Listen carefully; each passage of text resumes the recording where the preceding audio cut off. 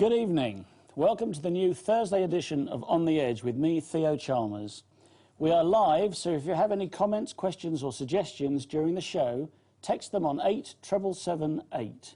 Text the word EDGE, a space, and then your message, and we'll try to pick up on any that really hit the mark. So why not get texting? Before I introduce my guest, I've just received a truly startling news flash from America. Apparently, NASA has just admitted that all 6 manned moon landing missions between July 1969 and December 1972 were entirely faked, with the astronauts in low Earth orbit the whole time. In an official statement, NASA says, "We were forced to fake all the moon landings because former President John F. Kennedy had promised a man on the moon by the end of the 60s, and our technology at the time simply could not deliver that ambition. We deeply regret deceiving the people of America and the world." Wow. Well, actually, none of that news flash is true. But here to talk about the moon landings, fake or not, is my very special guest, Marcus Allen, UK publisher of Nexus magazine. Welcome, Marcus. Thank you, Theo. It's great to be here. Well, it's great to have you here. And I'd like to just show everybody first the thing that you produce every 2 months, which is, this is the latest edition. It came out today, actually. So I'm thrilled to have a copy. Thank you. Good. But also, some of the things we're going to be talking about today, or tonight, are What Happened on the Moon, this DVD. Right. Which was produced by David Percy and Mary Bennett, and which is, I think, a very fascinating DVD. And it actually has your name on the front. It says here, "Stunning, blows apart the accepted version of Apollo, Marcus Allen, UK editor, Nexus magazine." So you obviously have an opinion, and you're obviously in with these people, so I'm interested in what you say. And I also wanted to show this book, which is called Dark Moon, which I was given for Christmas a few years ago. And it's basically the companion book for this video, this DVD. So, Marcus, give me a little bit of background. How did you get involved with the people who made this DVD? What sort of dawned on you about the moon landings that you were prepared to support this expose of apparent fake moon landings? Well, like many people, I was around and watched, well, not watched, I got up in the middle of the night to watch the television broadcast live from the moon. Me too. We were told. Me too. And for many years after that, from 1969, for the best part of 20 years, I thought, oh, wonderful, great achievement. Well done, America. You've done it. Kennedy said, do it. Well, you did it. And then I heard somebody talk about it. It was actually an American guy I heard actually talk about the moon landings didn't actually happen the way that we were told. And I thought, well, this is a bit weird. Now, I'd been trained as a photographer. I'd used Hasselblad cameras, and I realized... Which is the make of cameras used on the moon by the... They use Hasselblad cameras on the moon. And I thought, well, I'll have a look and see if I can prove this guy wrong, because, you know, I like the idea of man landing on the moon. Yeah. Now, the more I looked at it, the more I found, no, there are real problems here. But then I heard that David Percy and Mary Bennett were putting a DVD together. Well, initially they were writing the book, Dark Moon. And by the way, the title is very interesting. The title refers to the fact that if Apollo 13 had actually landed without going off course and exploding and all the rest of it, if they'd actually landed where they were supposed to land, when they were supposed to land, the landing site would have been in darkness. Really? Hence Dark Moon. Now, well, that's a bit of an error then, unless, of course, they never planned to land there in the first place. Well, I think you got it there. I think your news flash, by the way, is closer to the truth than many people would like to admit. Just because we haven't heard it officially from NASA doesn't mean to say it's not real. It was just a bit of fun, but... It was a bit of fun. One day, maybe. Anyway, we're going to show some clips from this film, and we're going to show some stills, which are collated by somebody called Jack White, who's a researcher on the moon landings, whose stuff can be found on owlis.com, AULIS.com, which is also the home site for this film. So if we can go to the first moving clip, please, the Bob Dylan one, as I call it, which I think is... Even in a breeze. Marcus, before we talk about this clip that we've just seen, I just wanted to go to a website which is called badastronomy.com and read what they say about it, because they try and say that, yes, the moon landings happened exactly as described by NASA. And they say here, of course a flag can wave in a vacuum. The astronaut is rotating the pole on which the flag is mounted, trying to get it to stay up. So they're saying there's a bit of tension in the pole, and those clips, by the way, were from several moon missions, weren't That's they? And right, they all yeah, seem to be yeah. waving in the wind, bizarrely. So what's your take on that, Marcus? Well, I'm a bit ambivalent about it because there are certainly a lot of people who will say, oh, look at the flag waving on the wind. That means that when they filmed that bit, they left the hangar doors open, implying it was filmed on Earth. Now, there are two sides to this. Yes, they were filmed on Earth. There were simulation runs done of every mission in real time, and they were done on Earth, and somebody may have left a hangar door open. Whether what we were watching was one of those pieces of film is another matter altogether.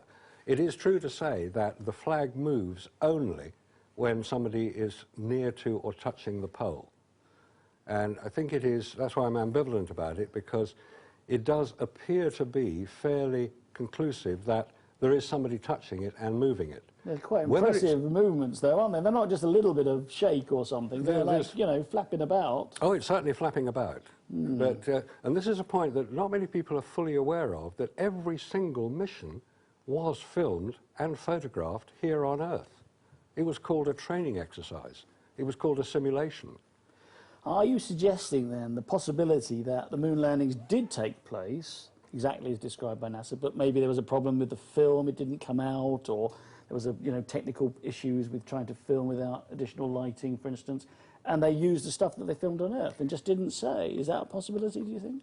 It's a remote possibility, because the implication behind that, i.e. that man got to the moon, as we were told by NASA, that man got out, walked around, took photographs, came back, just as NASA said happened, and they got the films back. Oh, look, they're all fogged for the radiation, we can't use them, or they didn't take the right photographs.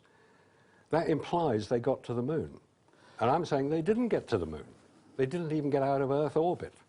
That what we've been watching and the photographs that we have been shown by NASA for the last 39 and a half years, because it's the 40th anniversary next year of Apollo 11, July next year. Yes. The photographs and the films that we have watched, I say, were taken here on Earth during the training and simulation exercises. There was no secret about it. Lots of people knew it was happening. Lots of people knew that these events were being recorded, because if you're going to fly in your jumbo jet, you want to make sure that the pilot knows what to do when all four engines shut out at 30,000 feet, but he's done it in a simulator and not with you up in the air. That's what they... It's the obvious thing to do. They did simulations. There are pictures of the simulators. There are pictures... Well, you would expect them to do a few exercises, wouldn't you? They Of wouldn't just course. get in a spaceship and fly off to the moon. Absolutely not. They train very extensively. And they filmed the training. And they filmed the that's training. also fairly natural, so they can say, oh, we didn't do that very well.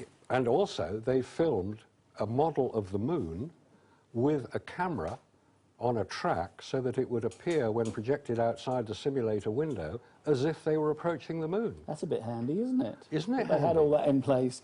Well, let's go to another clip now, Okay. because I think we've got a lot to go through, because it's really exciting stuff, this. So now we're going to go to clip 2, the moving clip 2, please. Dubbed this the jump salute.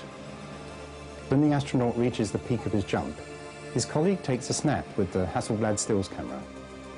Let's ignore the reasons as to why such a small jump in the much reduced 1/6 gravity of the moon, and continue instead with the discontinuities revealed by these images. This is the resulting Hasselblad photograph of that event. The most significant difference between these two images of the same action is that in a still photo there's a triangle of fabric that should be absolutely secure and motionless that has flapped up from the top of the Plis, the personal life support system, as the astronaut jumps into the air. In the TB freeze frame, we can see this triangular flap is correctly fastened and is therefore not visible. It's not flapped up. If it had done so, it would be very obvious in this rear view, the TV image. You can see the size and detail of the triangular flap from this view of the top of the Plis. Well, that was an interesting clip as well, wasn't it? Indeed, that was, again, an indication, as what I was saying earlier, that the videoing, which we saw there from behind the astronaut, that was the video film, and the photograph taken by the second astronaut, also in the clip, was supposed to have been done at the same time. And they don't match. And they Quite don't obviously they don't match. I mean, I think that's a given, isn't it, really? They don't match, and in fact, if you look at the picture of the astronaut jumping, the photo is that there's one photograph only taken of that jump. you would expect there to be lots, because when you've tried to take a photograph of somebody jumping here on Earth, you know, you get kids jumping around, you want to get them jumping, you take lots of pictures to make sure you get one that works. And, on the moon, they did one. My understanding is that the Hasselblad cameras they used didn't have a viewfinder, were fixed on their chest, and used colour reversal film, which means you have to expose it absolutely correctly, Yep. with no light meters. No light meters. So you think, as you say, that perhaps they would have taken more than one shot. They would have. And also, it's amazing how many times they don't cut somebody's head off. Now, have you tried taking a photograph without the viewfinder? No, I haven't actually. You can do it. I mean, people do take photographs without viewfinders. Yes. But you occasionally get things wrong. They won't all be right, will they? They won't all be These beautiful Hasselblad cameras did not have automatic focus. They did not have automatic exposure. You had to get the composition absolutely right, and you had to use your hands. Bear in mind they are in armoured gauntlets, which is what a spacesuit has, to get the focus right. Yes. And you can't see the shutter button from inside the spacesuit because it's on the front of the camera. And you don't know if you've taken a picture anyway, because you can't hear anything. Yeah. So, I mean, looking at this dispassionately, it seems to me that if it can be demonstrated that there's one, even just one example where it's quite clearly faked, then the whole pack of cards tumbles. Exactly. Yeah, that's the main point. So, let's look at a couple of these stills. Can we have a look at still number 1, please? Oh. Right. Don't think that's terribly... Well, that terribly usable, is it? it's basically demonstrating the use of lights. Ah, right, in the film. Okay, can we'll skip that then, I think, and we'll go to... is it possible to go to still number 2? This is quite a good one, I think.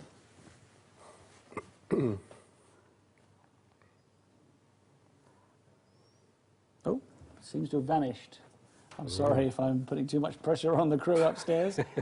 Here we Right, here we go. This is a film of the LEM, or as a still shot of the LEM on the moon, and it looks to me like it's made out of cardboard and bits of sticky tape. Yep. And this is a NASA photograph. I mean, it seems a bit odd, doesn't it? This piece of equipment, this lunar module, allegedly photographed on the moon's surface. That cost millions of dollars. That cost presumably. millions of dollars. And there's one in the Science Museum here in London if you need to go and have a look. It's, but that doesn't have sticky tape on it, I've noticed. Really? That one was held together with, I mean, look at it again and you'll find it looks like sticky tape. Yes. Now, if that was purely in a simulation exercise, that is excusable because you don't need to move it, it doesn't need to go anywhere. That thing has flown 238,000 miles, looped around the back of the moon, Okay. landed on the lunar surface. I slowed down from a speed of about 6,000 miles an hour in lunar orbit down to stationary on the moon. Admittedly, in a vacuum. In a vacuum, so it doesn't need to be It's not really buffeted aerodynamic. by the wind, is it? There's no wind to buff it, but it was buffeted by a bit of dust. The commentary as the lunar module landed on the lunar surface was kicking up some dust. Yes. So we well, know it got kicked up. That's... The astronauts said so. We always believe what the astronauts tell us, don't we? Well, I'd like to. As I say, I certainly did, but you know, not perhaps as much as I did when I was a young man watching in 1969. Well, one also has to remember that the only source of the information about the Apollo moon landings has come from NASA. After the rocket took off and disappeared 2 minutes after ignition, every piece of information that we have seen, heard, listened to, read about is derived strictly through NASA, not from anybody else. And if you reckon that NASA stands for never a straight answer, you will tend to question what they say. We're going to go for a break now. Thank you. Okay. Okay, we're going to go for a break now.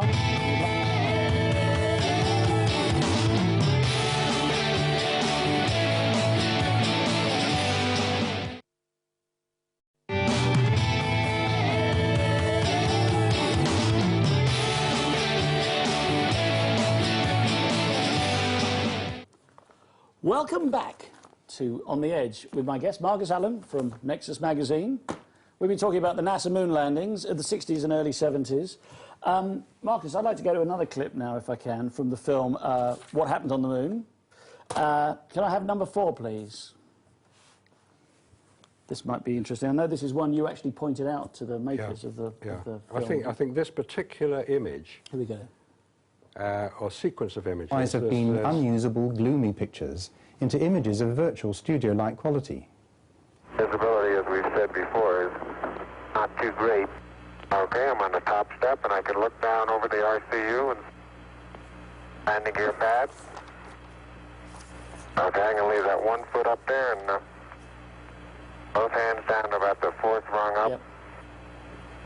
So here we have Aldrin, descending the ladder in total shadow. But we have evidence of the use of artificial lighting in the still photos of the event, because we can see that lighting is hitting part of the porch, the backpack, part of Aldrin's spacesuit. And most notably, it is hitting the heel protector of his right boot. So, Marcus, as I said, you were the person who alerted David Percy and Mary Bennett, who made this film, to that particular shot there. Yep.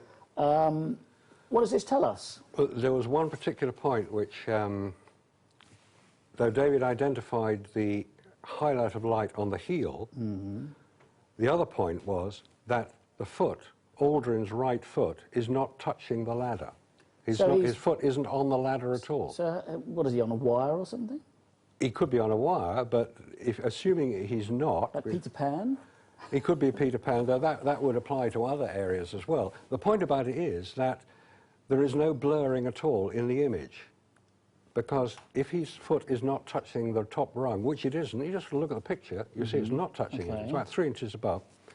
That means his body is in motion. He's coming down, even though there's 1/6 gravity on the moon, he's still moving, and there's no blurring on the photograph, which means a flash was used to freeze the motion. Which also explains the highlight on that heel, because that was the wrong side of the lem, wasn't it, from the sun? The sun was the other side. The sun was the other side. It's in total shadow on that side, and yet the background to the lem is exposed correctly in the photograph. And we know that reversal film, in this case Kodak Ektachrome, has a very low latitude for exposure. You've got to get the exposure absolutely spot on, or you ruin the picture, and you can't do anything about it because it's reversal film. So let's look at some more lighting anomalies, though. But before I do, I'd like to go to film 5, please. Before I do, I'd just like to remind people out there, if you want to text in your messages, please do to the number 87778. Just text EDGE, space, and then your comment. And if they're interesting, we'll read them out and answer the questions. So let's go to number 5, please. And as Apollo 11. This time it's Armstrong and Aldrin standing together. But their two shadows grow to completely different lengths. The nearer one of them moves towards the light source, the longer their shadow becomes. Such an effect has nothing to do with their relative heights and everything to do with moving to and from a superlight. Remember, the landing site was supposed to have been on flat terrain, the Sea of Tranquility. Consider carefully the difference in lengths of these two shadows. Well, that's extraordinary, isn't it? Yeah, it is. The shadows should be exactly the same length, no matter where they are. It's flat ground. But there are, on Earth, that when the sun's low in the sky, there are different length shadows on there. Yeah, it depends on the height of the sun above the horizon. And we're told in the case of Apollo 11 that the sun was 13 degrees above the horizon, which would produce long shadows, or longish shadows. It's like late afternoon on Earth. Okay. But if I'm standing next to you in, say, I don't know, a pavement somewhere, in that sort of sun, our shadows would be more or less the same length, wouldn't exactly, they'd be more or less the same length. They would be... And if you walk behind me 10 feet, your shadow wouldn't suddenly grow to twice its length? It wouldn't, no, because, which indicates that there's artificial light being used. So what are you saying, then, that there's a light very close to them? Relatively close. It's quite a powerful light. Like a stadium light? Yeah, a stadium light. I mean, probably a... So they couldn't have taken that to the moon, then? No, they didn't take anything like that to the moon. They didn't even take reflectors. The only reflector is the moon itself, because we know that the moon reflects light, because that's when you look up in the sky and you see it. It's reflecting sunlight. But the amount of light reflected by the lunar surface is the equivalent of the light that is reflected off a road surface on Earth, i.e. not much. No. Not enough to create that amount of light. Yes. Those photographs were taken here on Earth under controlled studio lighting conditions So it is all a bit suspicious, isn't it? So far, it's a bit suspicious. So far, it just gets worse, actually. Well, I've also got some interesting bits of film to do with the rover, which I think would be quite interesting. So can we see film number 8, please, if that's possible? And then perhaps we'll go to a still as well. Researchers have noticed that when the rover was filmed driving across the dusty surface, the dust thrown up by the rover's wheels clumps, just as it would if it were driven in a location where there's an atmosphere. Had the rover really been performing in a vacuum, the lunar conditions, not only would the dust have sprayed out in a perfect and progressive parabolic arc, but due to the reduced gravity, this arc would have risen up to 6 times higher than it would have done on Earth. This Apollo footage records the dust actually being stopped in its tracks as it encounters an atmosphere. Well, that's odd as well, isn't it? Yep, yep. This indicates that that was filmed here on Earth, because you can't make a vacuum in a place as big as that. So they were part of the training and simulation exercises. That's really not to be debated, because there's no other explanation. So what you're saying is that all those images that we've seen so far were shot on Earth? Shot here on Earth, yep. OK, well, what about the moon landscapes? The moon landscapes are very simple. It's just a load of cinders, rocks laid out, because don't forget that unmanned craft had been to the moon 2 or 3 years prior to this. The Lunar Orbiter, the Lunar Surveyor, the Ranger craft, they'd photographed the lunar surface. People knew what the surface of the moon looked like. Now, I don't know if you recall seeing a few years back a series of programs produced by the BBC called The Planets, and one of the programs was about the moon. And they actually showed in that program the Sea of Tranquility as recreated in Arizona. It was about 2 miles long, and it was created by the US Geological Survey. They used dynamite to blow up the craters and spread the cinders around. It looked pretty convincing, so that the astronauts could practice driving around and landing on it by helicopter, so they knew what it looked like. Nothing wrong with that. Nothing wrong at all. You would expect it. Until you say it's actually the moon. Until you say it's actually the moon. And this is the key point, that we're told that all these photographs, all these films, were taken by the named astronauts of the Apollo program on the lunar surface. Right. I've got a text that's coming. By the way, texts are charged at your local rate only. There's no premium or anything on the text, so please send in your text. Here's one. Haven't got a name on this. It says, "Hi, I've always thought the moon landings were fake because this was at the height of the Cold War. Surely the Russians would have sent a man to plant," and then it stopped. So I don't know what that means, whether he was going to plant a flag or, you know, tell the world that the Americans had faked it, possibly. I mean, I don't know. He's got a point about the Cold War, though. There was a Cold War, wasn't there? This was the height of the Cold War, and also the height of the Vietnam War as well, so there was a lot of political background to the whole Apollo program. The point about the Russians is interesting. Why didn't the Russians blow the whistle? If we're sitting here talking about it, and it's so blindingly obvious to us now, surely the Russians were intelligent enough to know that they were being fooled as well, and we knew at the time, this is the late 60s, that the Russians didn't like being fooled, especially by the Americans. So why didn't they say something then? 2 points. One, the Russian space program had been driven hard by one man, Sergei Korolev, who had died very, very suddenly and unexpectedly in 1966, and nobody had really taken over the Russian space program. So, given that the Russian... But they've got the first man in space, they've got the first man to do a moonwalk. The spacewalk. Spacewalk, Yeah. I mean, I beg your pardon, Yeah. a spacewalk. They landed the first vehicle on the moon, or Yep. crashed it into the moon. Crashed in 1959, yep. So they didn't have a lot to prove, really, did they? Except if, you know, suddenly the Americans go, "Oh, hey guys, we're ahead of you." Right. 2 points. One is the Russians had stated that they were not intending to land a man on the moon until they could ensure his safe return due to the dangers of radiation. That's 1 point. Okay, we're Second going to get point. onto that, I think. Yeah, go on. Second point. Now, anybody can check this out. In the mid-1960s, the Russian wheat harvest had failed. It was drought. It was a natural phenomenon.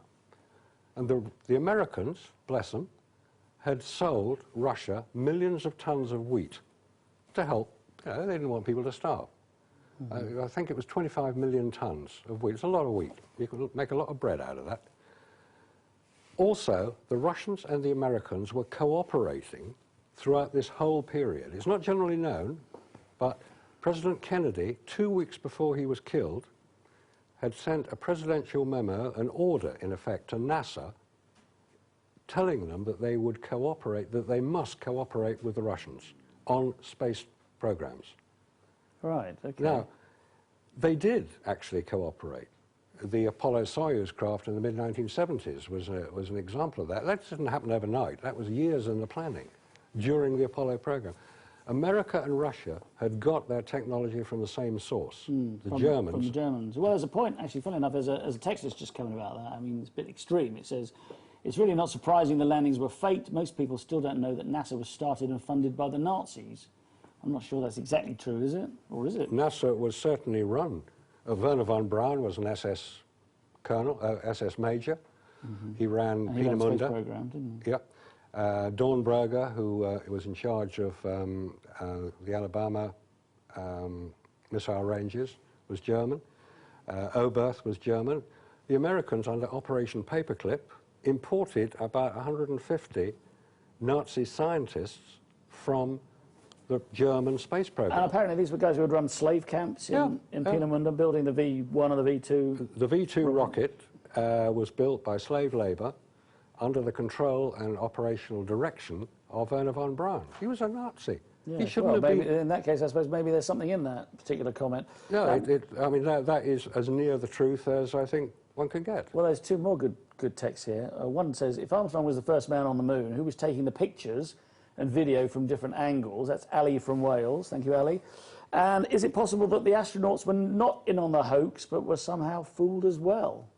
Right. So two good points there. Who was taking the video? The video was being taken by a television camera on the side of the lunar module, which was lowered from inside the lunar module into place when they landed. That's how the videoing was done.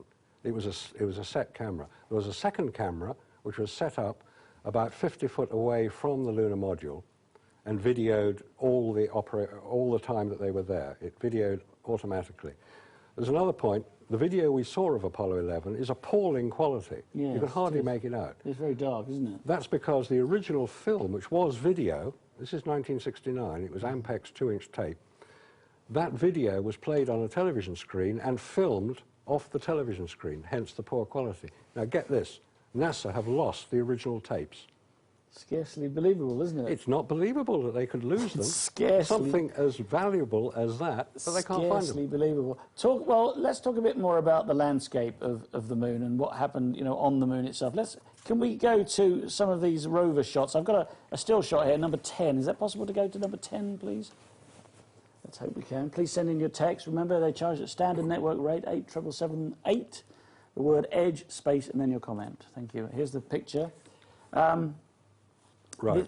I'm afraid I'm having a bit of trouble seeing these. No, this is Apollo 17. This is the final resting place of the lunar rover. Ah, right. Which was on which there was a television camera which filmed the takeoff of the Apollo 17 craft as it disappeared up into the sky. Right. Hoisted on a gantry, but we'll leave that one. Okay. The mystery about it is that if you look at other photographs taken of the Apollo 17 landing site, the mountains don't match the size of the LEM. Oh, right. Okay. There's also no tracks for the rover. It's as if the rover has been placed in position. Well, we've got a good one of that. We've got picture number 7. If we could have picture number 7, please. Right, now this is a picture of the lunar rover on, I can't quite make out, at the top of the screen is a tiny code from NASA which will tell you which mission it was. Apollo 16. 16, is it? And you can see footprints all around the rover, but there's no, so there's obviously, a surface that would take an impression, but there's no tracks from the wheels behind the rover, in front of the rover, or underneath the rover. So the question is, how did the rover get there? Did it bounce there, perhaps? Was it lowered there by crane? Well, it's a possibility because there are no tracks, and there are other pictures showing tracks that the rover left on the moon, but not anywhere near this particular one. It's a real conundrum that. You see, what has probably happened is that NASA has presented the moon landings, the rover. They were very proud of their rover. Mm-hmm. There's a big mystery as to how it got to the moon because there is no photograph, film or TV of the rover being unloaded from the Apollo lander, the lunar lander, NASA will tell you that it was transported there on the right-hand side, as you look at the lunar lander from the ground, but all the unloading takes place on the left hand. So NASA can't even work out how they got it there. Is there no film of it being unloaded? No film at all. No film, no Surely photograph. they'd have shown that. No, there's film of it in place in a... Right, sorry, we're going to have to go to another break now. Once again, if you'd like to send in your text or questions, do so now. Just text EDGE, space, and then your message to 87778. See you very soon. Thank you.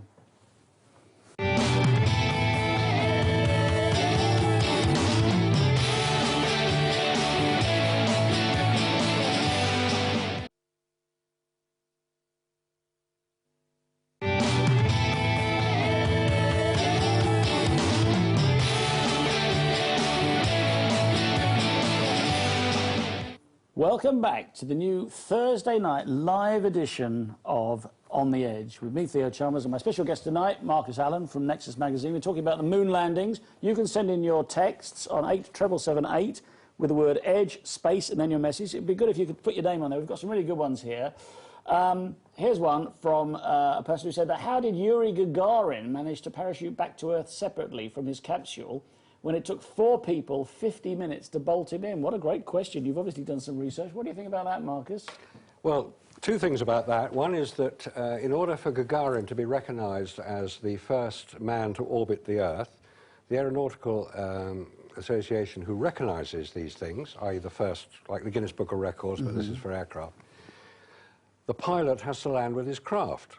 Because Gagarin didn't, he parachuted down. They're quite how he got out of a craft that took 4 men to bolt the door shut. And wasn't it a bit warm as well after it re-entered the atmosphere? It would be a bit warm, but there's also a very sad and tragic side to the whole Gagarin story, aside from the fact that he died fairly soon after that, is that he wasn't the first man in space. There were 3 before him. One of them was a woman, as it happened. Really? The tragedy about it is that they never made it back to Earth.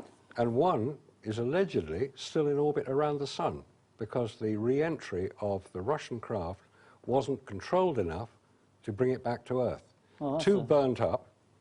Now, obviously, they're not going to announce that. No, sure they wouldn't. And they were more secretive than the Americans In apparently order were. to make sure that it did work, because there is also a real mystery about the actual date that this supposedly happened. Okay.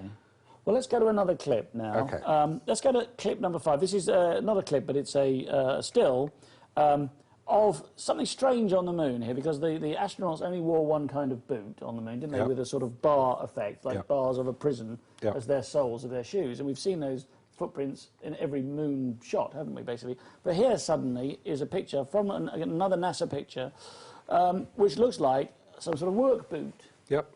Could it be that there was another kind of footwear on the moon? Yeah, set dressers. Set dressers? Yeah, set dressers. That's Okay. the obvious answer. Well, I've got an even better one than that. If you liked that, this is the picture that shows that Neil Armstrong was a cross-dresser because there was a stiletto print on the moon as well. Clip number 12, please.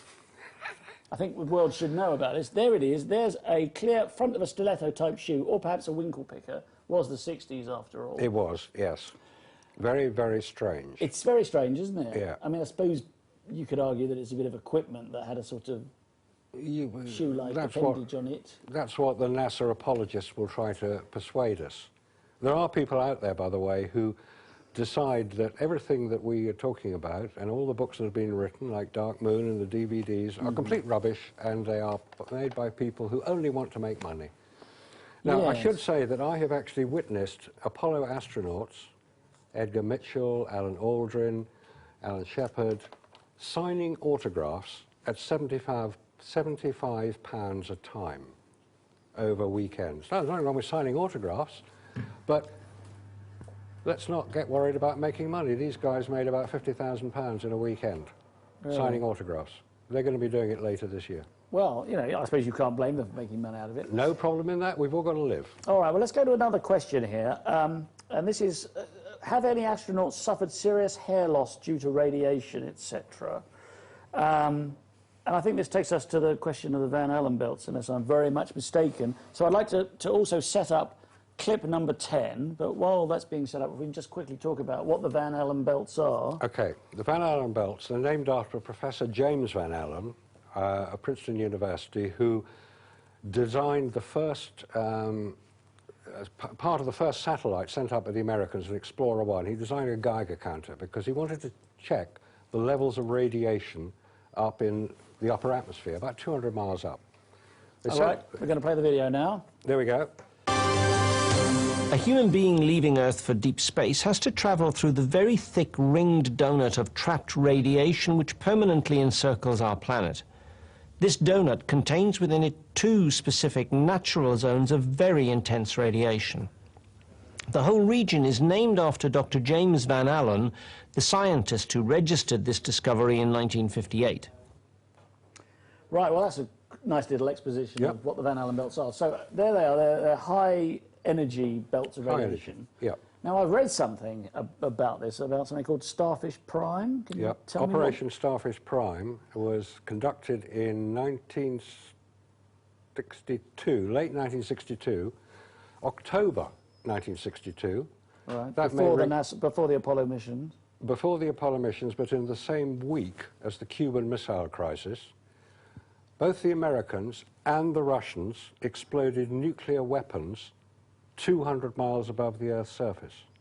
Operation Starfish Prime. And the purpose of this? The purpose of this was to remove the radiation belts. To blast a hole in Blast a hole in the radiation so belt. that satellites or whatever could go through. Yeah. And maybe just as a little aside, that was the... we've all heard of Alternative 3, the book and the television programme. Yes. That was Alternative 1, the bit that didn't work, blow a hole in the upper atmosphere to let the heat out. It's to do with global warming. Oh, right. But we'll not go there.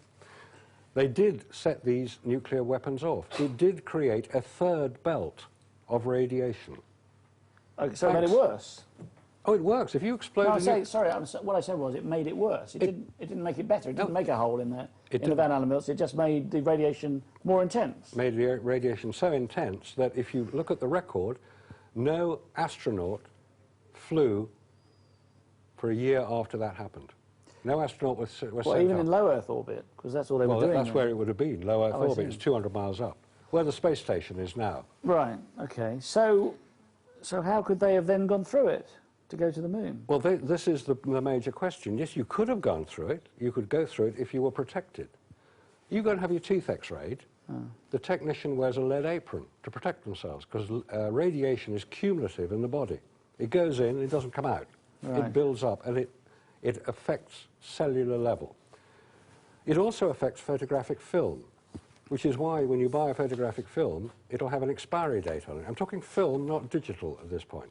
Okay. It'll have an expiry date on it, because if you have a photographic film and keep it for too long, it'll fog, it'll reduce contrast, it'll look misty, it'll look like you shot it in a fog, basically. Right. This is what radiation does to photographic film. But none of the films had any of this Exactly. effect, did they? They all came back and they were beautiful. They were all on the cover of Time magazine and Sunday Times and All over the place. all over the place. They were brilliant photographs. They were professional quality, They were, weren't they? beautifully composed, beautifully exposed photographs. They were done professionally. So do you think then that people might have been whistleblowing in some of the clips that we've showed? Because it seems to me that they're kind of leaving clues around the place, aren't they? There are clues being left, yes, and there are whistleblowers. There are people who, through their job and through no fault of their own, suddenly found themselves having to take part in something they felt very uncomfortable about. Let's go to the video clip now, number 3, please, if at all possible. Well, while we're doing that, I've got a couple of other texts come in here. You have shattered my dreams, Liz Leader says. I don't know where you are, Liz, and I'm really sorry that I've shattered your dreams, but my dreams have been shattered too. I watched the moon landings in 1969, and I believed, and I'm beginning to think that my dreams are shattered also. So sorry about that, if that's what we've done, but we've only got the fact the clip's ready now. Let's have a look at this. If we look at the shadows of the rover's wheels in this photo, we can see that they are somewhat diverging, as shown here by the lines, and as we tilt down, we can see that this rock here, halfway down the picture on the right-hand side, is producing a shadow that extends diagonally to the lower part of the picture, as is the shadow for the foreground rock. The the rock with the letter C marked on it, originally noticed by fellow researcher Ralph Renee. Well, The famous sea rock. that wasn't it. Yes, that's absolutely right. It was that one. It was, sorry, I thought it was a different clip they were showing for a moment. Yeah, there's famous sea rock. So, I mean, talking about whistleblowers, do you think that somebody put a rock in the studio set with the letter C on it, on a place that had the letter C on it, simply so that sometime in the future people like you or Percy and Bennett would find it and go, aha? It's possible. It is possible. I mentioned set dressers earlier. Yeah, there were set dressers around. People who created the environment in which the simulation exercises, let's say, totally legal, not filmed in Area 51, but filmed at Langley in Virginia, filmed in California, filmed in Texas, totally up and open, no problem. They had to dress the sets to make them look decent. And they may well have forgotten that they'd put C for papier-mâché rock, and there was a letter C which wasn't shown on that clip, but there was a letter C actually by the rock itself. Yes, I've seen that. No, picture. it's been dismissed as being a hair that caught in a projector and all the rest of it. Yeah. Seems a bit odd, doesn't it? Well, it's possible.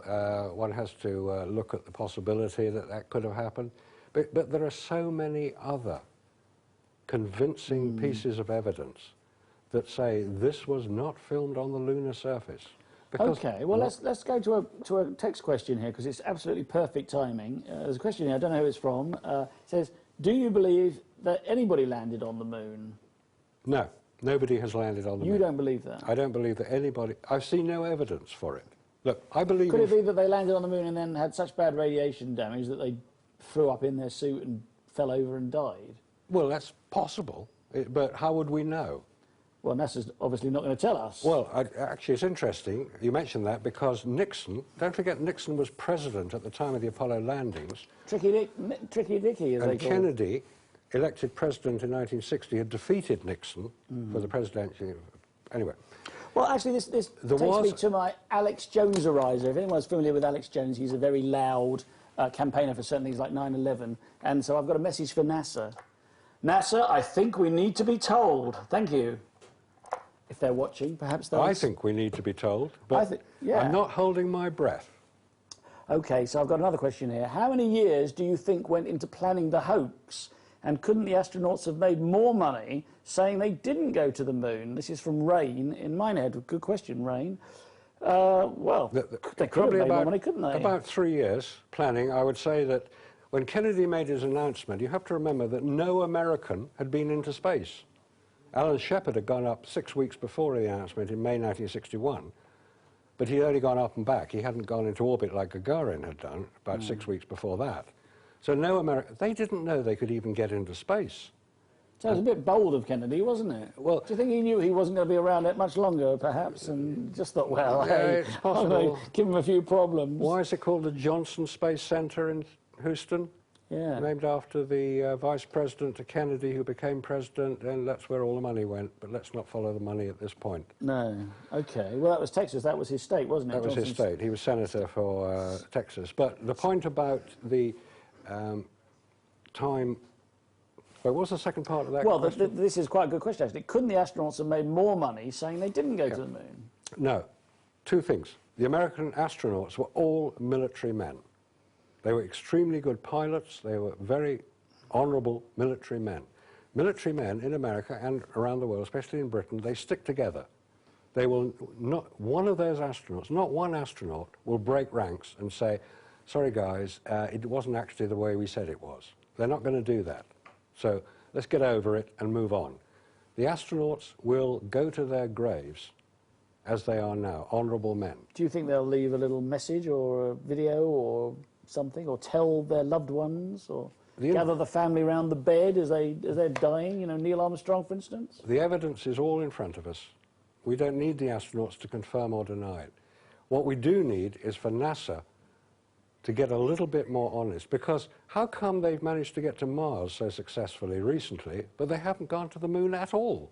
It does seem a bit odd, doesn't it? And also, I don't understand why, when they built the shuttle, they didn't just stick the shuttle on top of the Apollo 5, which was apparently a much more powerful rocket. Yeah. Why did they build a new rocket to stick the shuttle on? In fact, it's a bunch of bits, isn't it, stuck to an ugly plane. They did put the shuttle on top of the Saturn V.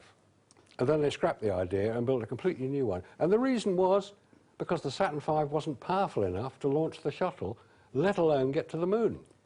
Oh dear, oh dear. So I think NASA definitely has a case to answer for here, doesn't it? I think NASA needs to come up with a little bit more honesty if it wants our support.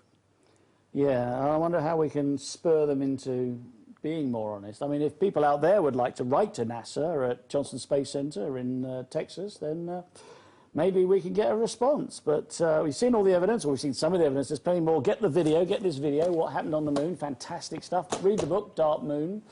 And perhaps we can spur some action from someone at NASA to actually come clean. Because all we've had... There will be a time when this question is answered. Yeah. All right, I'm going to end it there.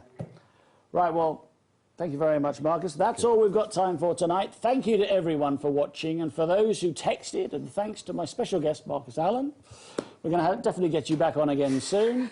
Next week, we've got a live interview with 9/11 campaigner William Lewis, who directed and produced the film 9/11 in Plain Sight, which we'll be showing in full soon here on Edge Media Television, as well as 2 other very special guests. Please do not miss that. And remember, they're watching you, watching us, watching them. Cheerio. Good night. Thank you very much for watching.